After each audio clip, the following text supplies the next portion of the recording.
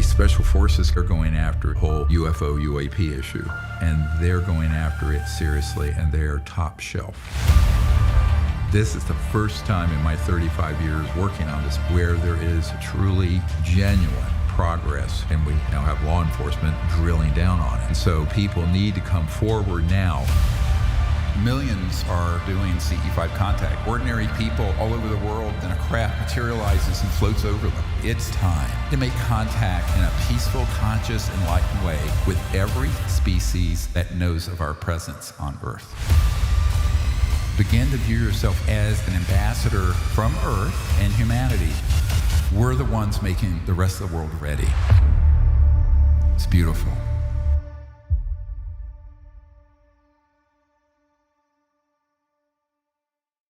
Pyramid-shaped black onyx craft that landed at Bentwaters was actually the descendants of Homo sapiens, humans, who had become interstellar ETs from 500,000 years in the future. That disclosure would send the planet into something order of magnitude worse than the coronavirus. Consciousness and even thought, they're not limited to the speed of light, to time, to space, to matter. We think consciousness is a result of brainwave activity. Right. In reality, the body and all of matter and space and time is a result of the consciousness field moving into other dimensions. I was just getting to the story about the Rendlesham Forest Bentwaters event, right, where an interstellar vehicle landed. And it was actually the meeting that the officers had that never got repeated to the public. It's not in the disclosure project materials because they didn't want to talk about it. But the colonel who was there, Air Force, U.S. Colonel Halt? I won't say which one. There were more than one. Okay. He did not want to go because this is a bridge too far. Right. It has to do with contact. And I was just getting to the part of the story where I was saying that pyramid-shaped black onyx craft that landed at Bentwaters was actually the descendants of Homo sapiens, humans, who had become interstellar ETs from 500,000 years in the future. And they came back and it was this luminous glowing beam that floated through this black onyx type pyramid that had landed there in the Rendlesham Forest, the Bentwaters Air Force Base in England. I believe it was 1980 or 81. And the ET told the officers there that they were our descendants from way in the future, but that base was a secret nuclear weapons base that was in violation of treaties. And if that had gotten out, it could have caused World War III. And the ETs, which were, again, people say, were they ET or human? I said, well, they were extraterrestrial beings, but it was from when humans had gone from planet Earth out through the cosmos and had evolved and evolved and evolved and evolved, and just looked like a tall, luminous white being that floated through the side of this spacecraft, warning about what we were doing to the planet. And that's when the signal was cut off on Saturday when I was doing a global CE5 event. Are you used to it now? Right when you get to the point, right? You're right at the edge. Yeah. And then boom. Yeah, who cares? It just goes with the territory. Anyway, I got it back up. Hopefully we don't get cut off again. I'm hoping. Well, okay. So we were. I'll help us. I'll help us circle back. We were discussing disclosure and what it is to different people. And right. I want to share this with you. 15 seconds. Right. I'm at a conference. I've got 2,000 people in front of me, and I said, I don't need disclosure. Mm-hmm. I got booed. Mm-hmm. And it wasn't that I got booed for saying what I said.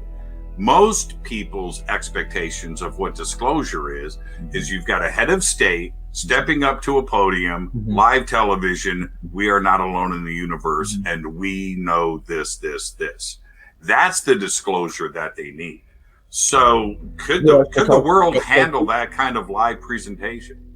Oh, sure. I mean, that kind of disclosure the public could handle if it's told in a way that's truthful. So as you know, a couple of years ago, I actually wrote a statement for various world leaders to do exactly that. I was asked to do one for Putin, one for Trump, and so we sent that out there. It's out on the internet somewhere. And exactly how it should be worded and everything else. I'm not a world leader and don't want to be. I'd be the worst politician ever to walk on planet Earth, but by far the worst, absolute worst. I don't think so. Well, I would. Trust me, you don't know me well enough. I couldn't put up with it for a New York second. But my point is that if they stand up, there are two kinds of. There's a battle going on here. There's the disclosure of the truth that we're not alone, that they're waiting for us to make contact. There's no evidence that they are hostile, because if they were, we'd know it by now. There's that disclosure that would be unifying, hopeful, forward-looking. Then there's disclosure that the charlatans in ufology and the covert programs want, which is we're being invaded by aliens. They violated our national security. They're here to eat us for lunch. They're here doing all these horrible, nefarious things. That disclosure would send the planet into something an order of magnitude worse than the coronavirus. So to answer your question is, whose disclosure? What disclosure? Right. Is it a disclosure that's being run by people who are, frankly, imbeciles, or, on the other hand, have a axe to grind, where they're trying to prop up the military-industrial complex? Remember that name from Eisenhower? So that everyone unites around a global superpower military against the aliens.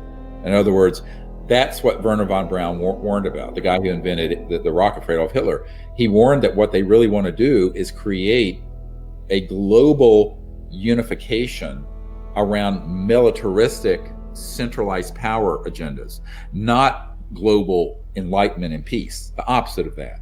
So I'm saying that we have a choice, but we don't have a choice if we're not educated.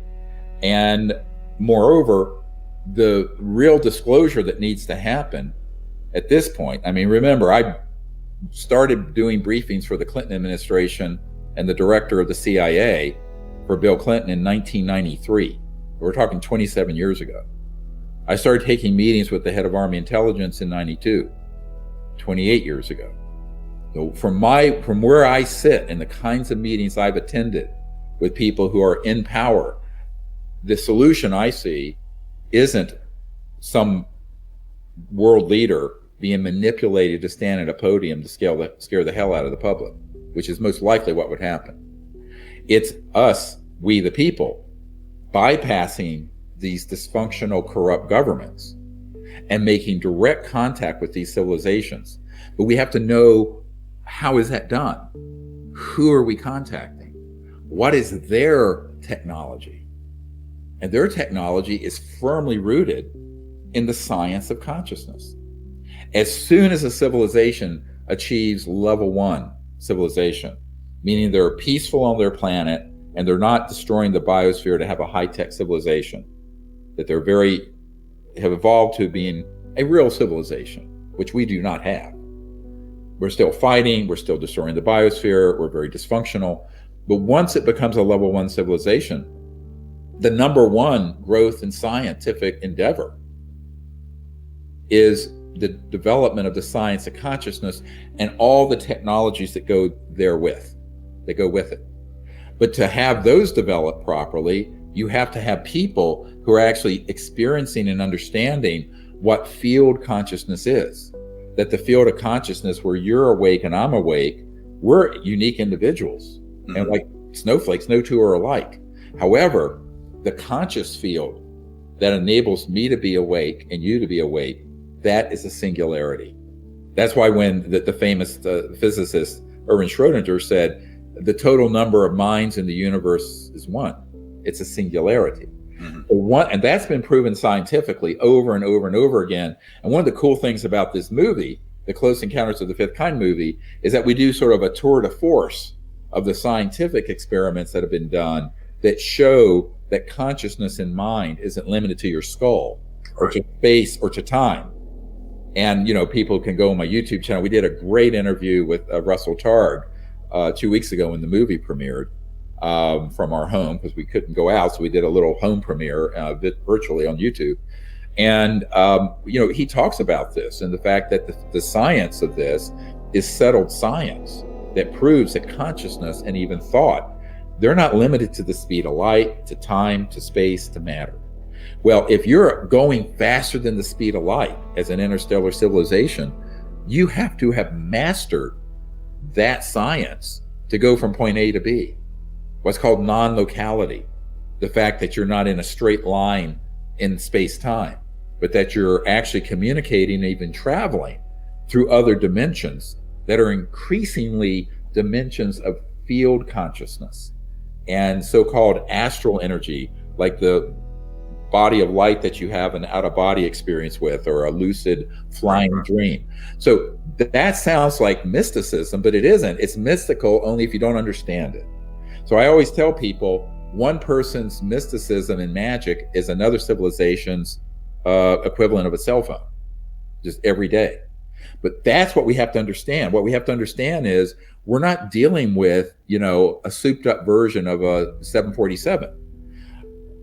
We're dealing with civilizations whose spacecraft, communication systems, etc., are all emanating from a deeper understanding of, let's call it, the elementals of space, time, matter that are rooted in the consciousness field. And we have put everything upside down. We think consciousness is a result of brainwave activity. Right. In reality, the body and all of matter and space and time is a result of the consciousness field moving into other dimensions. We have a complete, this is the whole problem. The fundamental problem is that our understanding, we have been mistaught about this. And so we have to begin to get an understanding that accounts for, in my opinion, at least part of the way to what an interstellar civilization that's moving beyond the speed of light. But in the film, I call it the crossing point of light, which is a chapter in the first book I wrote, Extraterrestrial Contact, and where I describe what is in the cosmos that is phasing, resonating at frequencies beyond the speed of light. What turns out, most of creation, most of the cosmos, is in that field that's beyond 3D matter, space, and time. But we've been ignoring it because up until recently, we really haven't had the ability to scientifically verify it. Or understand it. No, we've had the ability to understand it. If you look at the ancient Vedas, if you look at the ancient shamans of Native American culture, if you look at people from all over the world, the Aboriginals in Australia with Dreamtime, no doubt, we humans have a real deep understanding. If you do an ethnography and a study of different cultures of this, what you find is, in fact, there's an amazing level of contact and understanding of these other dimensions that are in the human experience. But in the modern scientific age, we kind of threw that baby out with the bathwater because that stuff got associated so much with superstition and rituals and dumb stuff. So now we're at a point where we can bring the knowledge of all this, the pure knowledge of it, together with the scientific understanding, and where we're going to go beyond this sort of dualism of spirituality versus science. I wanted to ask you this. I think we can all feel this paradigm shift that we're going on, not to go back and visit coronavirus, but it's a test of this planet right now and how we are reacting to a real crisis and how we manage to come together. Do you think that ET is watching? Do you think that ET is checking up on us to see how we deal with this? All the time, in real time. Right. Yeah, no question. I have no doubt that there's continuous monitoring everything that goes on this planet. What they're waiting for is to see if humans can get to the point of functioning in a way that would be suitable for open contact. That's what the whole model of Close Encounters of the Fifth Kind is. But sure, I mean, they're monitoring all of this. My concern is whether the coronavirus reaction, never mind the origins of the virus, which is another whole discussion I'd rather not get into. Right. But which we know what that is, definitively, dispositively. There's no question. But the point is that the reaction to it. For example, if a man goes fishing on a lake in Michigan with his son and gets arrested with a misdemeanor and fined $1,000, this is the most egregious, outrageous abuse of state power. All right. So what happens when a civilization can be stampeded through fear into acceding to an overreach, let's call it, of statism, authoritarianism, fascism? This is what is most concerning to me about the coronavirus. The opportunity that has been presented to you, the timing of the release of the film, with this consciousness connectivity that's going around the planet right now, and people are at home watching material, right? More than ever before. Right. What a great opportunity. The universe has a weird way of making things happen, doesn't it? Yeah, the universe works in mysterious ways. And it is a good time. I mean, now that it's available for rental, people don't want to buy it. They can see it with their family. Right. And it's, I saw a beautiful tweet today. It actually made me cry. There was a man who was at home who was watching the Close Encounters of the Fifth Kind initiative with his young boy. And that the child was so engrossed with, even if they didn't understand all the intellect of it, with what the story was. And that it was this great experience because he wanted his son to have this mind-expanding experience. And the boy was having that experience. And that they were going to go out in their yard and do the contact. So what I see is that, if you're given lemons, you make lemonade. We're all kind of locked down under virtual house arrest. But this is an opportunity to learn, educate, learn the meditations, meditate together, get on. These technologies are helpful for doing group meditations together. Like, for example, with the CE5 contact app, you might find 10 people in your neighborhood or area and say, hey, let's do a Zoom at some night and sit and on Zoom all do the meditation and do contact. See what happens in this part of our city. You might be surprised.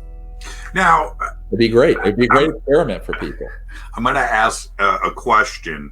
We're going over everybody. We started late. We're just going to keep this going for a few minutes.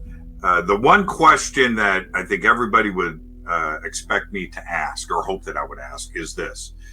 The release of this film, have you gotten any reaction from Washington, the Pentagon? Surely they all know that the film is out and they have watched it. What do you think that reaction is, and has anybody reached out to you? Yes, I mean, I've heard from a few people in the government who have said this is just what we want. This is amazing. Most of the people I hear from are what I call the friendlies, the white hats, who want to see disclosure happen, want to see us move off of this sort of terminal velocity that we're on as a planet, where we're destroying everything willy-nilly. So the feedback I have seen has been really encouraging. I'm sure there's some folks very unhappy about it. Would you tell me if you got that phone call? Oh, I don't need to get a phone call. They make it clear through other ways. And right. It's about the time the film was coming out, I had a helicopter. We live in the middle of nowhere, hundreds of miles from any military base, and a military gunship hovered and came over the house. And who cares? I just wave and go hi, or maybe I'll moon them. No, I won't do that. Well, there's another part to this. We touched upon it earlier, which is fear.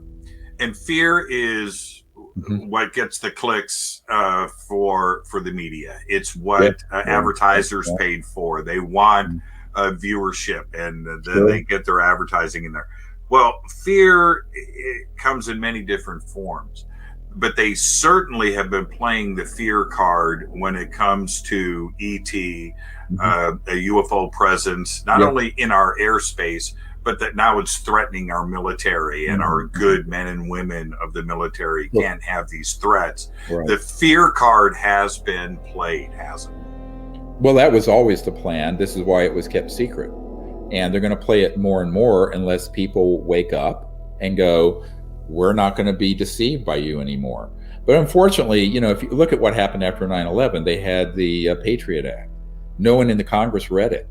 It allowed for warrantless surveillance, all kinds of unconstitutional breaches of our liberties.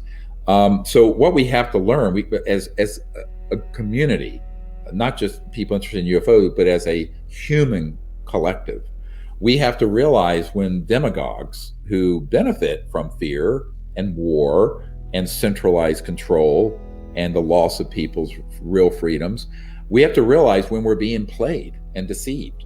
So it's a game of deception, and the only way to see through that is to have an awakening where you can see what the deception is, but also you're not relying on second, third, fourth hand. Oh, it looks like we lost Dr. Greer again, right when we get to the sensitive stuff. Unbelievable. I'm used to it, though. I'm used to it. Where I was going to go next, and I don't know if we're going to get Dr. Greer back in time. We have to also continue over with my co-host, Michelle Anderson, on another live stream, the second half of this live stream. But where I was going to go was this. I'll leave you with this unless we can get Dr. Greer back, is that this film is cinematic. He mentioned the Batcave earlier. He is not in front of a green screen. Michael Mazzola shot this film with a full cinematic presentation and a feel. And that is important to the rest of the world. They need to want to see the film and have their interest stay engaged throughout the film. And how do you do that? You need to have great editing. You have to have great content. You have to have a cinematic, high production feel to it. And Dr. Greer, sitting in the Batcave, hosting this film from a set like that, is a visual treat. It's absolutely amazing to see. So when you watch the film and you see Dr. Greer in this ginormous set, I want you to remember, this isn't some computer generated effect. All right. That's not what's going on here. He is actually sitting in the Batcave. So just mental note to self when you see that. It's pretty incredible. And I think that is what's most important about this film, is that we see UFO documentaries and alien and ET documentaries all the time. They are fine. This film pushes out and goes beyond our community. So for our community, we get to sit back and go, this is great. This is great. I'm proud of this. Anybody can watch this. It's the rest of the world that sees this film that will be able to stay engaged and absorb the material for the first time. I think is the most important thing, where this film and the timing of its release with what this planet is going through, it couldn't be more opportune time. So with that, I am going to sign off. And I want to thank Dr. Greer for coming in today. The film is Close Encounters of the Fifth Kind, available from 1091 Films. Oh, special thanks to Jim Martin, of course, Michael Mazzola for their work on the film. Jim Martin and his support of not only Dr. Greer, but this community cannot be overstated. Thank you, Jim Martin. Thank you, Michael Mazzola. Coming up next. Oh, you're back. I was just thanking everybody. I went down the list. Again, folks, I apologize. We're living in a time where we're still using a grid from the late 1800s.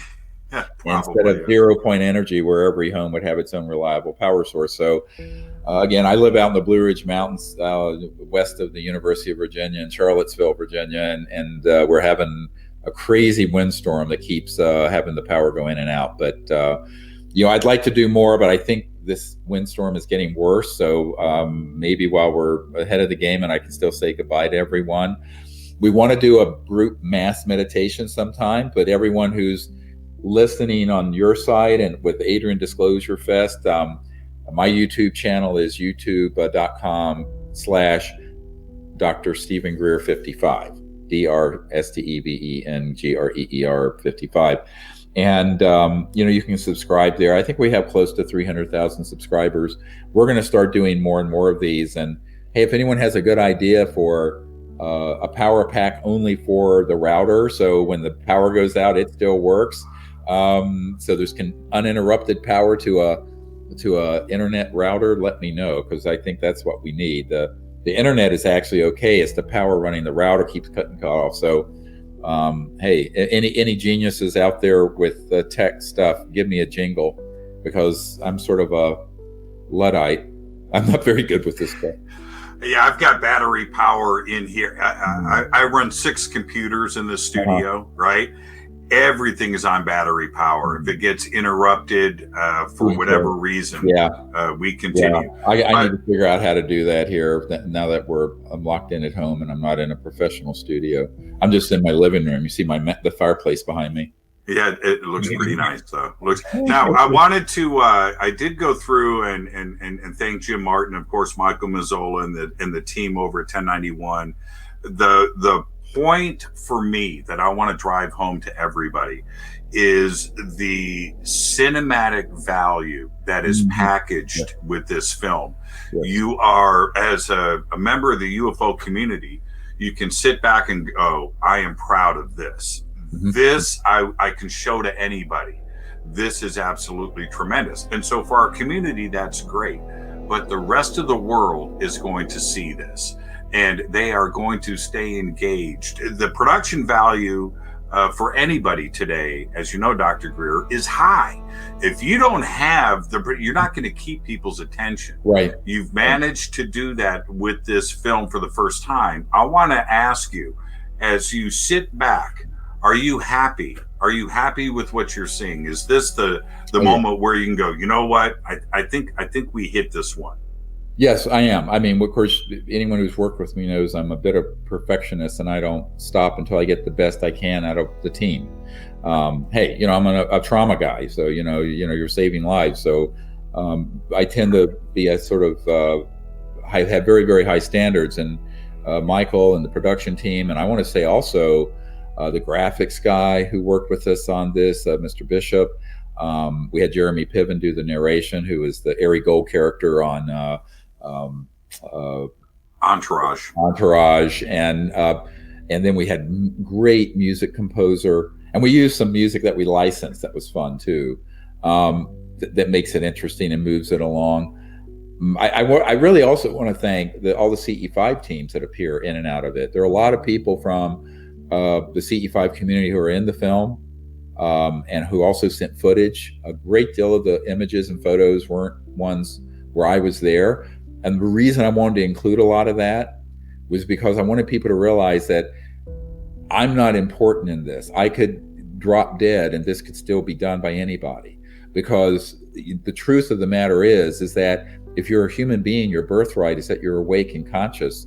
You can connect to that quiet mind in meditation and then invite the ETs to come and interact with you. That's all it is. It's very simple. And most people think that you have to be like some luminary in the psychic community like Ingo Swann or the people who did all the remote viewing for the CIA. And nothing could be further from the truth. Russell Targ and also Ingo Swann and I talked about this. Every single person can do it. It's sort of what Yogananda said when he said it's the lack of spiritual adventuresomeness, where people just aren't willing to try things and be adventuresome and get out of their comfort zone a little and experiment. And if you give yourself a little bit of leeway to do that, then amazing things can happen. But you first have to give yourself permission And you have to believe in yourself. I always tell people the very first thing is you have to say to yourself, hey, other people have done this, I can do it too. That was my approach as a 17, 18-year-old kid when I was learning meditation. I said, well, I'm just going to do it, you know? If you like this video and you want to see more amazing content, go ahead and check out the next video on our channel.